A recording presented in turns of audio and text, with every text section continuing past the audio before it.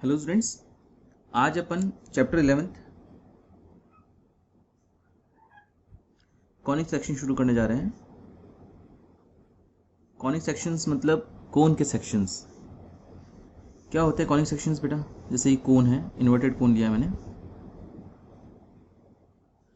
अगर इस कोन को अपन कट करें तो अलग अलग फिगर्स बनते हैं। जैसे अगर मैं ऐसे कट करूं हॉरिजॉन्टली तो ऑब्वियसली ये जो फिगर मिलेगा मुझे, ये वाला, वो एक सर्कल होगा। ओके, अगर मैं कोन को ऐसे कट करूं इस तरह से तो यहां जो एक फिगर मिलेगा, इस तरह का फिगर होगा कुछ। इस फिगर को बोलते हैं पैराबोला। इस तरह का कुछ फिगर होगा। ओके, अगर इस तरह से कट करूं थोड़ा इंक्लाइंड तो ये वाला जो फिगर होता है, ये फिगर होता है एलिप्स। कुछ इस प्रकार से दिखता है। ओके, और अगर इस तरह से कट करूं, डबल कोन है, सपोज डबल कोन है, और इस तरह से कट करूं मैं इसको, तो ये जो फिगर बनता है यहाँ पे और यहाँ पे, ये होता है हाइपरबोला। कुछ इस प्रकार का दिखता है। तो ये 4 कॉनिक सेक्शंस की स्टडी अपने सिलेबस में है। सबसे पहले सर्कल्स, आज की एक्सरसाइज है। सर्कल्स से आप सब जने फैमिलियर है सर्कल से। इसकी डेफिनेशन भी आपको पता है। इन सब की अलग अलग डेफिनेशंस हैं जो अपन जब पढ़ेंगे तो डिटेल में पढ़ेंगे। It is the locus of a point whose distance from a fixed point is always remain same. मतलब ये पॉइंट P जो है वेरिएबल है और ये जो O है वो सेंटर है, फिक्स्ड पॉइंट है। इस फिक्स्ड पॉइंट से जो डिस्टेंस है वो हमेशा सेम रहती है R, भले P कहीं पे भी हो, इस फिक्स्ड पॉइंट से सेम डिस्टेंस रहेगी। तो इसी की मदद से, इसी डेफिनेशन की मदद से अपन इसकी इक्वेशन बनाते हैं। क्या होगा बेटा? OP will always equals to R। बस X और Y वेरिएबल है, H और K कॉन्स्टेंट्स हैं, R कॉन्स्टेंट्स हैं, और R कॉन्स्टेंट है। तो ये OP कैसे निकलेगा बेटा? डिस्टेंस फॉर्मूला से, यानी कि x माइनस एच का whole square plus Y minus के का whole square is equals to R। Squaring both side तो ये मिलेगा x माइनस एच का whole square plus Y minus के का whole square is equals to R square. This is called standard equation of circle.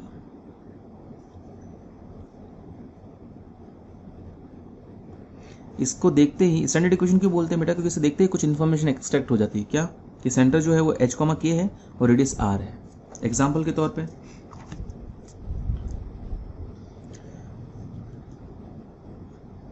अगर circle की equation आपको दी हुई है x माइनस 5 का होल स्क्वायर, y माइनस 3 का whole square equals to suppose है ये 49, तो इसको देखते ही पता लग जाएगा। इसको कंपेयर करो बेटा। स्टैंडर्ड इक्वेशन है x माइनस एच का whole square plus Y minus 3 का होल वाई माइनस के का whole square equals to R square. h की जगह 5 है, k की जगह 3 है और r की जगह, R स्क्वायर की जगह 49 यानी कि r की जगह 7 है। तो इस सर्कल का जो सेंटर है वो 5,3 है एंड जो रेडियस है वो 7 है। ओके, चलिए नेक्स्ट एग्जाम्पल्स करते हैं। Example 1, find the equation of circle. Centre इस बार दिया हुआ 0,0 एंड रेडियस R ही दी हुई है। तो सिंपल है बेटा, इसमें रखो इसी स्टैंडर्ड इक्वेशन में। Equation of circle x minus H का whole square plus Y minus के का whole square equals to R square. h की जगह आएगा 0, y की जगह आएगा 0, सॉरी k की जगह आएगा 0 और r की जगह तो R ही है। तो ये आ गया x square plus Y square equals to R square. ये आपको याद भी रखना है बेटा। ये स्टैंडर्ड इक्वेशन ऑफ सर्कल है जिसका सेंटर ओरिजिन हो और रेडियस कुछ भी हो सकती है। ये ओरिजिन अगर सेंटर हो और रेडियस R हो तो सर्कल की इक्वेशन ये होती है। ओके, चलिए next example 2, find the equation of circle with centre -3,2 and radius है 4। सेम क्वेश्चन है बेटा। Standard equation of circle x minus H का whole square plus Y minus के का whole square is equals to R square होता है बेटा। X H की जगह रखोगे -3, तो माइनस और माइनस +3 हो जाएगा। y-2 का whole square equals to 4 square, यानी कि 16 ऐसे भी रख सकते हो। ये आपकी इक्वेशन ऑफ सर्कल आ गई। आप चाहो तो होल स्क्वायर ओपन करके भी सॉल्व करके भी लिख सकते हो, और या फिर ऐसे भी छोड़ सकते हो बेटा। Next similarly example 3, find the centre and radius of the circle. इस बार सर्कल की इक्वेशन आपको दी हुई है।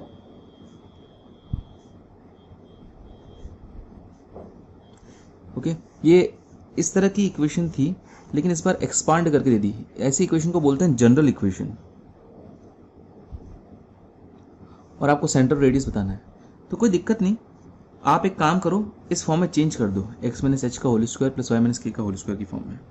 कैसे चेंज करोगे बेटा? इसको ऐसे लिखो x² प्लस 8x, और यहाँ लिखो y² प्लस 10y, माइनस का 8 उधर ले लो, प्लस का 8 हो जाएगा। अब यहाँ क्या ऐड करें कि ये होल स्क्वायर बन जाए? ये x² है, ये 2ab है, 2ab, 2a की जगह 8 है ना, तो a की जगह और a की जगह x है, 2b की जगह 8 है, तो b की वैल्यू होगी 4। तो आप एक काम करो, 4 का स्क्वायर इधर भी ऐड करो, 4 का स्क्वायर इधर भी ऐड करो।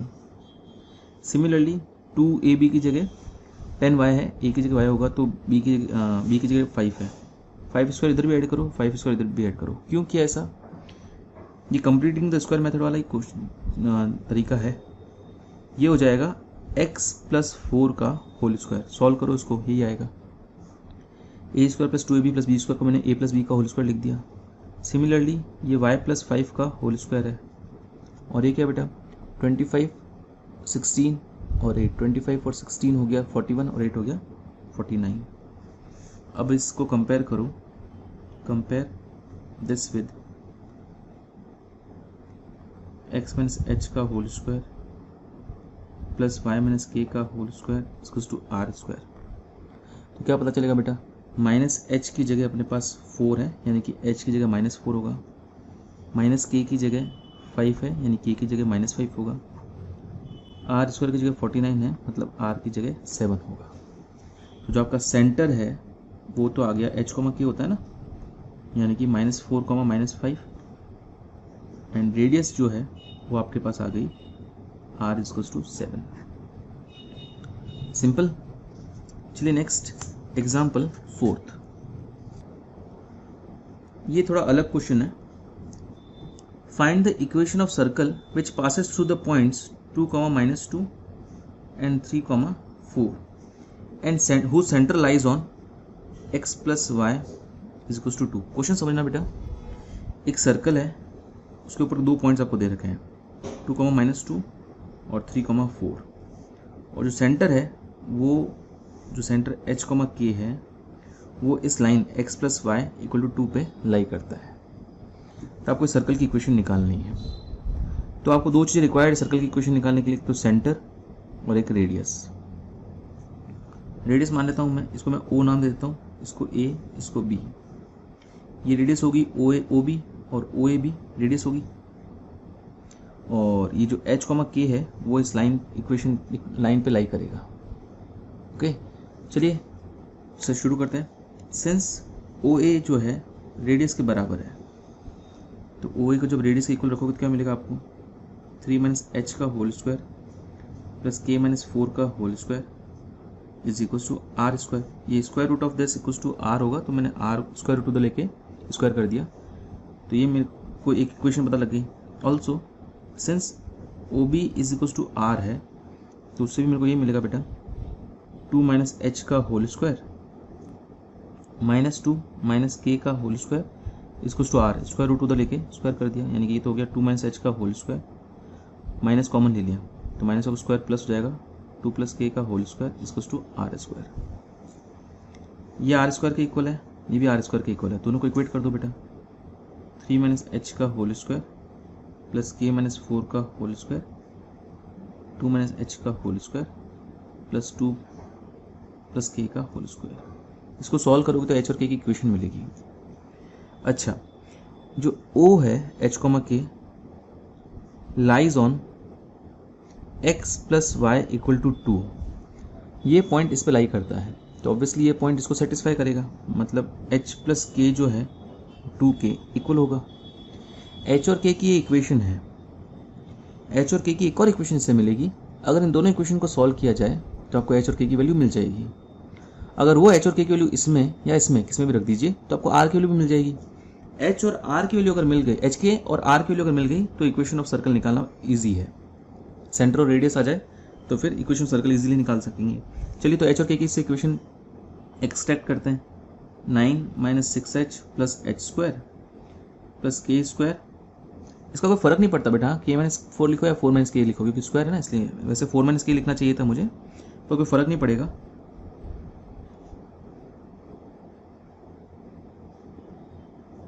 और यहाँ होगा 4 + 4k + k²। k² से k² कट, h² से h² cut, -6h - 4h, minus का 2h हो जाएगा, -8k - 4k, माइनस का 12k हो जाएगा। 19 + 16 25, 25 - 8 it will be equal to 17 = 0। 2 से नेगेटिव से मल्टीप्लाई कर दो, 2h + 12k - 17 = 0, equation number 1।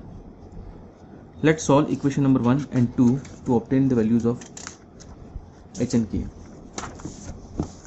Let's solve equation 1 and 2. 2h + 12k - 17 = 0, h + k = 2। इसको 2 से मल्टीप्लाई कर दो, क्या मिलेगा बेटा? ये 2h + 12k - 17 = 0, 2 से मल्टीप्लाई करोगे तो 2h + 2k = 4। साइन चेंज कर दो, ये कट गया। 10k - 17 = -4, तो k की वैल्यू आ जाएगी -4 + 17 यानी कि 13। 10k = 13 आ जाएगा, तो 13/10 आ जाएगी, यानी कि k की वैल्यू आ गई 1.3। k की वैल्यू 1.3 इसमें रख देते हैं। h + k = 2 है ना बेटा, तो h की वैल्यू आ जाएगी 0.7। तो सेंटर आपके पास आ गया 0.7, 1.3। अब रेडियस निकालनी है। आप एक काम करो, इसमें रखो, सिंस इस वाली इक्वेशन में थोड़ी छोटी लग रही है, 2 - h का होल स्क्वायर + 2 + k का होल स्क्वायर = r² था ना, तो h की जगह रख दो आप 0.7, k की जगह रख दो 1.3, तो ये होगा 1.3 का स्क्वायर + 3.3 का स्क्वायर = r²। तो r² की वैल्यू आएगी 1.69 + 33 × 33 कितना होगा?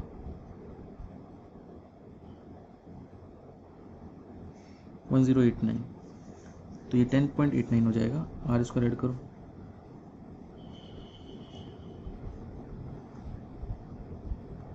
r² की वैल्यू आई। स्क्वायर रूट करने की जरूरत नहीं है, क्योंकि मुझे एक्चुअली r² ही चाहिएगा।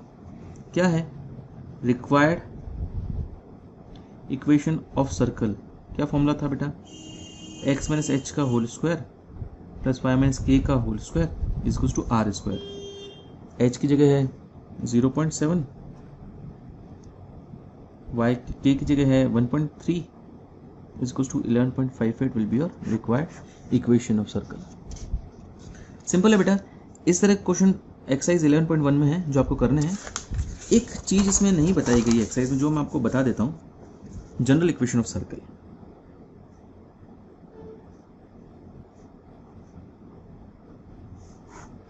स्टैंडर्ड इक्वेशन ऑफ सर्कल मैंने आपको ये बताई, x - h का होल स्क्वायर + y - k का होल स्क्वायर = r²। अगर आप इसको थोड़ा सा सॉल्व करें तो ये इस फॉर्मेट में होता है, 2hx + h² + y² - 2ky + y² = r², x² + y² - 2hx - 2ky + h², sorry ये y² नहीं होगा, k² होगा, +k² - r² = 0। तो जनरल इक्वेशन ऑफ सर्कल जो है वो कुछ इस प्रकार से होती है, x² + y² + 2fx + 2gy + c = 0। यहाँ पे साफ कंपेयर कर सकते हो स्टैंडर्ड इक्वेशन और जनरल इक्वेशन से। जो 2f है वो 2h के बराबर -2h के बराबर होता है, मतलब जो f है वो माइनस एच के बराबर है, जो जी है वो माइनस के बराबर है, और सी जो है H square plus K square plus minus R square के बराबर है। तो इसमें जो सेंटर होता है इस जनरल इक्वेशन में, सेंटर ऑब्वियसली एच के होता है।